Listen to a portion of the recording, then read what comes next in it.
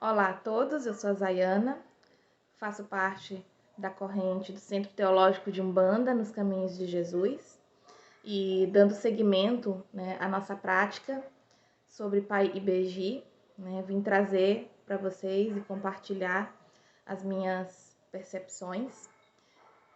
E para começar, um ponto importante é que Ibeji, o nome, vem do Yorubá, onde Ibe significa nascimento, e Beji, 2.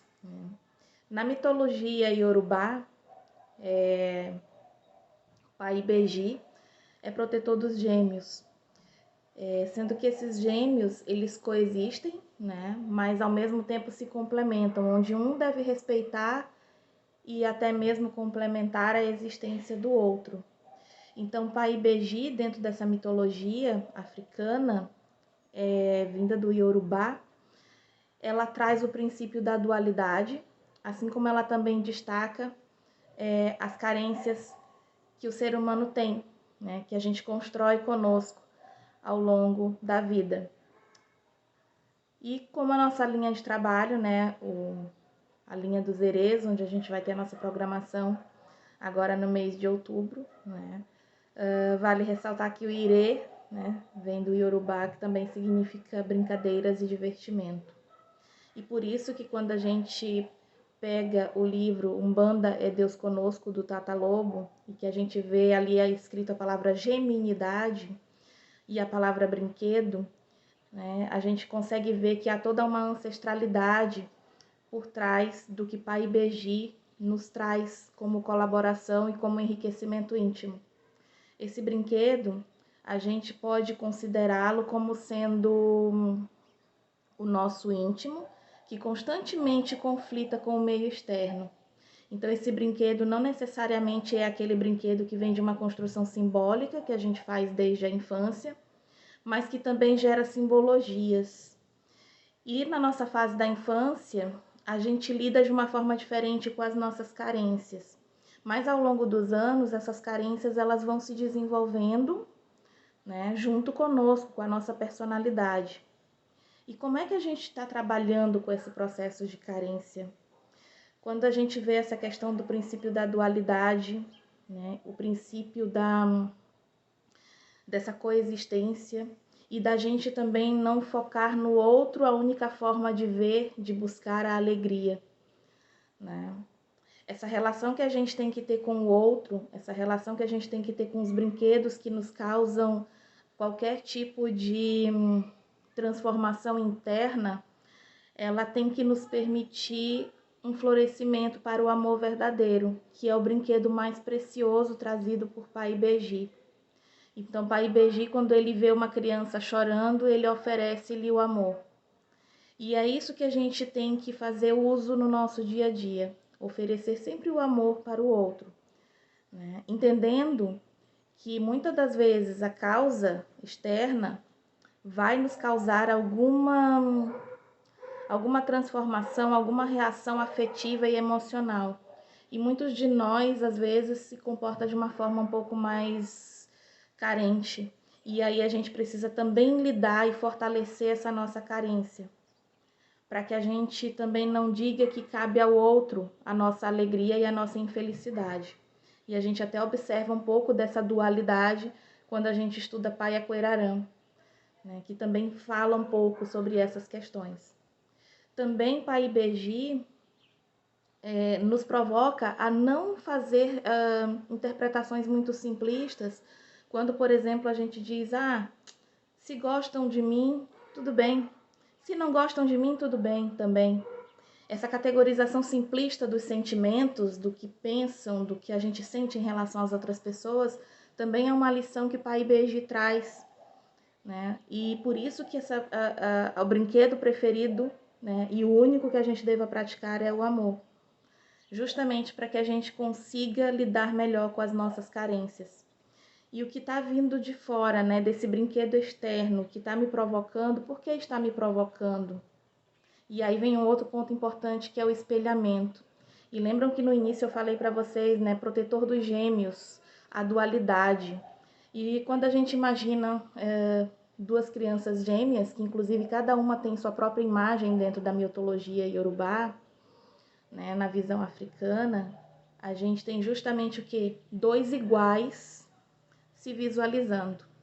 Aí a gente tem o espelhamento, que a gente lê lá no livro, né, do Tata Lobo. A gente se espelha, né, e a gente sofre muitas das vezes com o que a gente vê refletido nesse espelhamento. E quem está do outro lado não é uma pessoa gêmea, é um irmão que muitas das vezes sofre das mesmas carências que eu e que eu consigo identificar nele essas carências e isso me faz também sofrer. E às vezes a gente tem aquela tendência de jogar a responsabilidade dessa nossa carência afetiva num outro irmão ou num outro fato, numa outra situação que a gente tenha vivenciado na nossa vida. Então, trazendo um pouco de Pai Ibeji para o nosso dia a dia, acho que o ponto principal é a gente começar a olhar para a nossa própria carência e que a gente não queira demonstrar para os outros o que a gente não consegue ainda administrar internamente.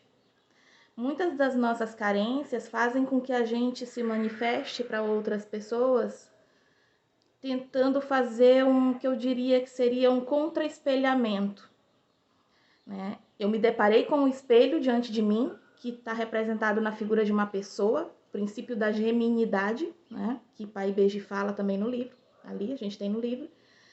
Eu me espelho, né? Essa vem de uma pessoa ou vem de uma situação que mexe internamente comigo, e eu preciso lidar com isso. E qual é a válvula de escape que eu vou usar para lidar com isso? Às vezes a gente tenta até mesmo traçar rotas de fuga para esse nosso sofrimento interno, né, que às vezes a gente sente.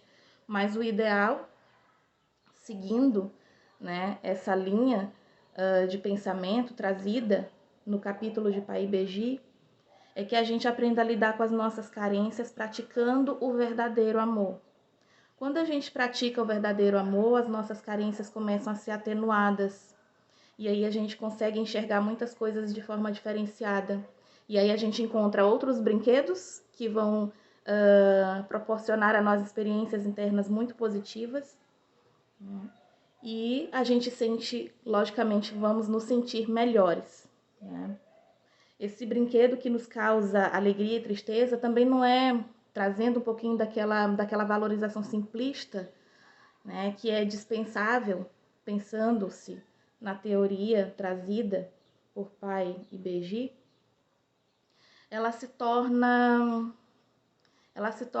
um pouco mais secundária do ponto de vista que eu não preciso ter o brinquedo me causando essa reação interna.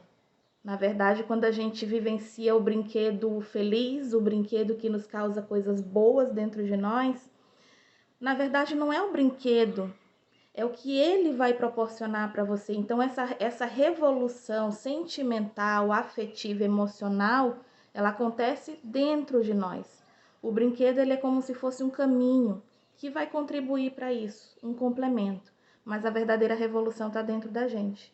Né? E cabe a gente buscar, né, essa revolução emocional dentro de nós. Então, esse princípio da geminidade, da dualidade, eu entender que eu vou, em muitas situações, vivenciar esse fenômeno, vamos dizer assim, entre aspas, do espelhamento, mas que eu vou ter que saber lidar com ele. E de eu ter o cuidado de não fazer esse contra-espelhamento, ou seja, eu vou colocar um outro espelho à minha frente, que serve de escudo para esconder minhas carências, e aí eu vou focar em coisas que me agradam, para que as pessoas vejam que eu sou forte, para que as pessoas vejam que o trabalho que eu faço é bom, né? Então, a gente está só mascarando alguma coisa que a gente não quer externar. E isso não nos permite fazer um trabalho interno, né? Uma busca interna, né? Íntima, para que eu consiga compreender melhor as minhas carências e trabalhar melhor com essas carências. Então, a gente precisa ter esse cuidado, né? E aí sim, a gente, né, como a gente pensa numa criança ingênua, alegre, muitas vezes feliz, né? A inocência consciencial da criança, que é diferente do nível consciencial de um adulto, logicamente, porque a gente passa por todo um processo de desenvolvimento em que as emoções também fazem parte disso, tá? Então, acho que o ponto central é isso, que a gente pratique esse brinquedo, que é o amor, porque do amor a gente parte para um caminho de alegria, um caminho de diversão, né? E a gente tem que se permitir criar um parque de diversões emocional, vamos dizer assim, criação minha desse termo, né?